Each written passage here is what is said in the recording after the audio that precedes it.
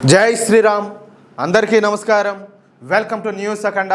నేను మీ కస్తూరి శ్రీధర్. మిత్రులారా, జార్ఖండ్లో నిరుద్యోగ యువత ఆగ్రహం ఇప్పుడు ఏకంగా ఆ రాష్ట్ర ముఖ్యమంత్రి ఇల్లు ముట్టడించే వరకు పోయింది. ప్రభుత్వ ఉద్యోగం సాధించాలని కొన్ని సంవత్సరాల తరబడి పగలు రాత్రి తేడా లేకుండా కష్టపడి చదివినటువంటి మన కుర్రాళ్ళు ఇప్పుడు ఆగ్రహంతో రోడ్డెక్కినారు. నియామక పరీక్షల్లో భారీగా అక్రమాలు జరిగినాయని వెంటనే విచారణ జరిపించాలని చెప్పేసి మొదటగా రోడ్డెక్కిన అభ్యర్థులు రోజులు గడుస్తున్న ప్రభుత్వం పట్టించుకోకపోవడంతో తమ పోరాటాన్ని మరింతగా తీవ్రతరం చేశారు. ఇక్కడ మన ఒక విషయాన్ని అయితే ఖచ్చితంగా మాట్లాడుకోవాలి. మామూలుగా జంతర్ మంతర్లో నీట్ ఎగ్జామ్ పేపర్ లీక్ సంబంధించి దానికి వ్యతిరేకంగా ప్రొటెస్ట్ జరిగింది కదా. చాలా మంది చదువుకున్నోళ్ళు, అదే విధంగా ఈ నేర చరిత్ర ఉన్నోళ్ళు, ఇలాంటి వాళ్ళంతా కూడా ఆడ పార్టిసిపేట్ చేశారు. దేశ వ్యతిరేక శక్తులు, హిందూ వ్యతిరేక శక్తులు అందరూ కూడా, లఫాగాళ్ళు, జఫాగాళ్ళు అందరూ ఉన్నారు ఆడే. కానీ ఇక్కడ అట్లా కాదు. ఎవరైతే అభ్యర్థులు ఉంటారో వాళ్ళు మాత్రమే, అంటే బాధితులు మాత్రమే ఆ ప్రొటెస్ట్ లో పాల్గొంటున్నారు. ఇప్పుడు ఏకంగా ముఖ్యమంత్రి అయినటువంటి హేమంత్ సోరెన్ తన పదవికి రాజీనామా చేయాలని ముక్కి పిండి మరీ డిమాండ్ చేస్తున్నారు. అంతటితో ఆకుండా కాంగ్రెస్ అగ్రనేత రాహుల్ గాంధీని కూడా నేరుగా నిలదీస్తున్నారు. ఎందుకంటే ఇంత బెళ్ళప్పేస్తాడు కదా బయట, ఏదో విద్యార్థుల కోసమే పుట్టినట్టు, విద్యార్థుల హక్కుల కోసం ఏదో పోరాటాలు చేసినట్టు పెద్ద షో చేస్తాడు కదా. అంతెందుకు, ఈ నీట్ ఎగ్జామ్ పేపర్ లీక్ వ్యవహారంలో ఆయన ఏ విధంగా స్పందించాడో, పార్లమెంట్ లో ఏ విధంగా డ్రామాలు చేశాడో, పార్లమెంట్ బయట ఏ విధంగా డ్రామాలు చేశాడో, మోడీ గారి ఇంటి ముందుకు పోయి ఎలాంటి డ్రామాలు చేశాడో మనం అన్ని కూడా చూసినాం. మరి ఇప్పుడు జార్ఖండ్ లో జరుగుతుంది ఏంది? కనీసం దాని మీద స్టేట్మెంటో లేకపోతే ఇంకా ఆడికి పోయేదో, వాళ్ళకి ఏదైనా సపోర్ట్ చేసేదో ఏమంటారులే. అంటే బీజేపీ పాలిత రాష్ట్రాల్లో అయితేనే మీరు స్పందిస్తారా, లేకపోతే మీరు స్పందించరా? ఏంది రాజకీయమో? ఏమి ఈ రాజకీయం ఏందంటాలే, పనికిమాల చెత్త రాజకీయం. ఆగస్టు 16న అంటే ఇప్పుడు నిన్న రాష్ట్రంలోని 24 జిల్లాల్లో హేమంత్ సోరెన్ అలాగే ఈ రాహుల్ గాంధీల దిష్టి బొమ్మలు దహనం చేసిన ఆందోళనకారులు ఆగస్టు 20వ తేదీన ఏకంగా ముఖ్యమంత్రి నివాసాన్ని ముట్టడిస్తామని చెప్పేసి తెగేసి చెప్పేశారు. అంటే కేవలం పరీక్షల అక్రమాలపైన మొదలైనటువంటి ఈ పోరాటం ఇప్పుడు హేమంత్ సోరెన్ సర్కార్ నిలబెడతారో పడేస్తారో అనే స్థాయికి అయితే చేరింది. అంటే యువత ఉడుకు రక్తం, అందులోనూ బాధలో ఉన్నారు, కడుపు మండింది, వాళ్ళకి అన్యాయం జరిగింది, ఇప్పుడు తిరగబడతారు. అసలు ఇంతమంది యువత రోడ్డెక్కేలా ఏమి జరిగింది, ఈ గొడవ వెనుకున్నటువంటి అసలు కథ ఏంటి, అది అర్థం కావాలంటే ముందు జేఎస్పీసీ, జేఎస్ఎస్సి గురించి తెలుసుకోవాలా. జార్ఖండ్లో ప్రభుత్వ ఉద్యోగాలను భర్తీ చేసేటటువంటి రెండు కీలక సంస్థలు ఇవి రెండు కూడా. ఒకటి వచ్చేసి జేపీఎస్సి అంటే జార్ఖండ్ పబ్లిక్ సర్వీస్ కమిషన్, ఇంకొకటి వచ్చేసి జేఎస్ఎస్సి అంటే జార్ఖండ్ స్టాఫ్ సెలక్షన్ కమిషన్ అన్నమాట. రాష్ట్ర వ్యాప్తంగా లక్షలాది మంది యువత తమ జీవితాలను తీర్చిదిద్దుకోవడానికి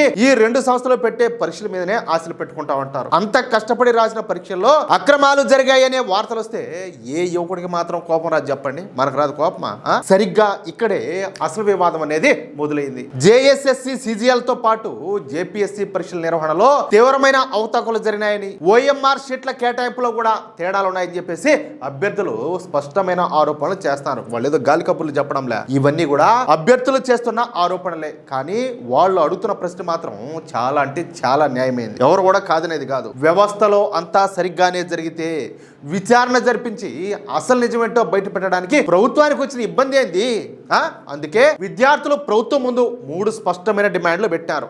ఒకటి, జేఎస్ఎస్సి సిజిఎల్ పరీక్షను వెంటనే రద్దు చేయాలా. ఇక రెండవ డిమాండ్ 11వ నుంచి 13వ జేపీఎస్సి పరీక్షలను కూడా రద్దు చేయాలా. ఇక పోతే మూడవ డిమాండ్, ఈ మొత్తం వ్యవహారం పైన సుప్రీంకోర్టు లేదా హైకోర్టు జడ్జిల పర్యవేక్షణలో సిబిఐ విచారణ జరిపించాలని చెప్పేసి కోరుతారు. ఏం తప్పున్నది వాళ్ళు అడిగే దాంట్లో. ఈ డిమాండ్లతో జూలై 25న రాంచీలో చిన్నగా మొదలైనటువంటి ఈ నిరసన రోజులు గడిచే కొద్దీ మహా ఉద్యమం లాగా మారిపోయింది. ఇప్పుడు ఒక మాట చెప్తా, మామూలుగా ఎక్కడైనా లాఠీ చార్జీలు చేస్తేనో లేకపోతే ఈ బాష్పవాయు ప్రయోగిస్తేనో ఇట్లా అంతా కూడా జరిగితే చాలా మంది బెదిరిపి పారిపోతారు. దీని అమ్మన ఆవిడకి ఈ వాటర్ క్యాన్ తెచ్చి కొడతా ఉంటే వాళ్ళు షాంపూ వేసుకుని స్నానాలు చేశారు.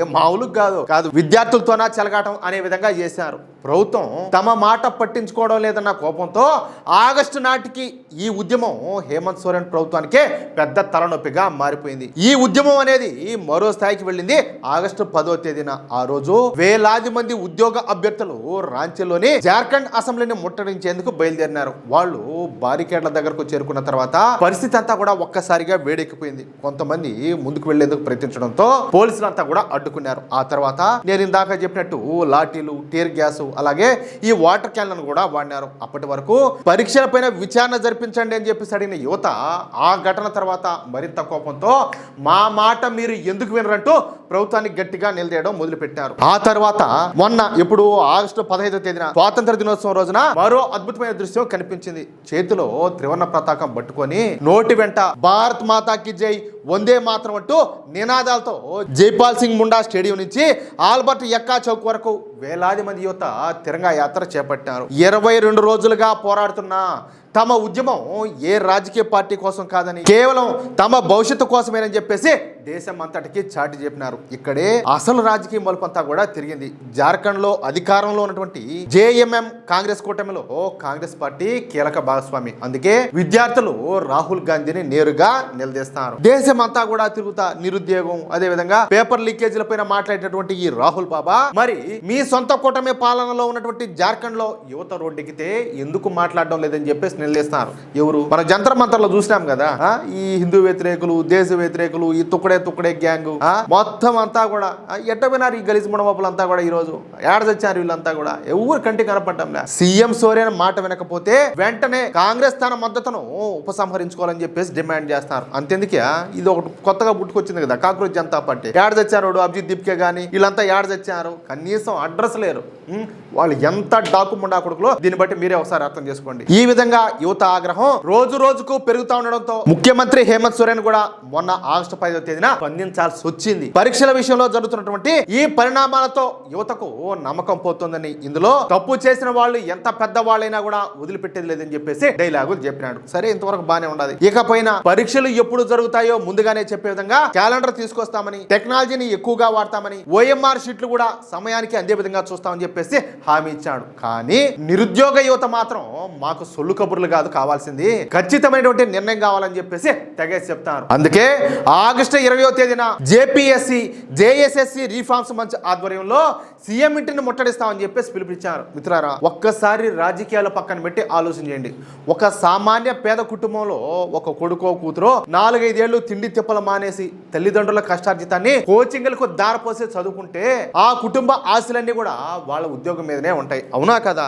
ఈ బాధ అనేది ఎలా ఉంటుందో మధ్యతరగతి వాళ్ళకు, దిగు మధ్యతరగతి వాళ్ళకు మాత్రమే అర్థమవుతుంది. వాళ్ళు ఏం దొడ్డిదారుల ఉద్యోగం అడగడంలే కదా, కష్టపడి చదివినోడికి ఉద్యోగం రానివ్వండి, పేపర్ లీకులు కాకుండా చూడండి అని చెప్పేసి మాత్రమే అడుగుతారు. ఇది ఏ ఒక్క పార్టీ సమస్య కాదు, ఇది భారత యువత యొక్క భవిష్యత్తు సమస్య. పరీక్షను మళ్ళీ పెట్టచ్చు, కానీ వ్యవస్థ మీద యువతకు నమ్మకం ఒక్కసారి పోయిందంటే దాన్ని తిరిగి తీసుకురావడం అంత సులభం అయితే కాదు. అందుకే ఇప్పుడు అసలు పరీక్ష రాస్తున్నది నిరుద్యోగ యువత కాదు, హేమంత్ సోరెన్ ప్రభుత్వమే. ఎందుకంటే తేడా వచ్చిందంటే ప్రభుత్వమే కూలిపోతుంది. ఆగస్టు 20కి ముందే ప్రభుత్వం దిగి వస్తుందా, రాహుల్ గాంధీ ఈ అంశం పైన ఇంతకు నోరిపుతాడా లేదా, లేకపోతే ఈ పోరాటం అనేది ఇంకా పెద్దదవుతుందా? ఇప్పుడు అందరి చూపు కూడా ఆగస్టు 20 మీదనే ఉండాలి. యువత అడుగుతున్నదే ఒక్కటే, మాకు న్యాయం కావాలా అని చెప్పేసి. ఆ న్యాయం దొరికే వరకు ఈ పోరాటం ఎక్కడ అవుతుందో చూడాలా. అది అసలు విషయం అయితే. మిత్రులారా, ఈ న్యూస్ కనుక మీకు నచ్చినట్లయితే వెంటనే ఈ వీడియో లైక్ చేసి మీ మిత్రులకు అందరికీ షేర్ చేయండి. అలాగే ఈ వీడియో పైన ప్రతి ఒక్కరు కూడా మీ అభిప్రాయాన్ని ఖచ్చితంగా కామెంట్ చేయండి, ఓకేనా? అలాగే ఇంతవరకు మీరు కనుక మన ఛానల్ని సబ్స్క్రైబ్ చేసుకున్నట్లయితే ప్రతి ఒక్కరు కూడా ఖచ్చితంగా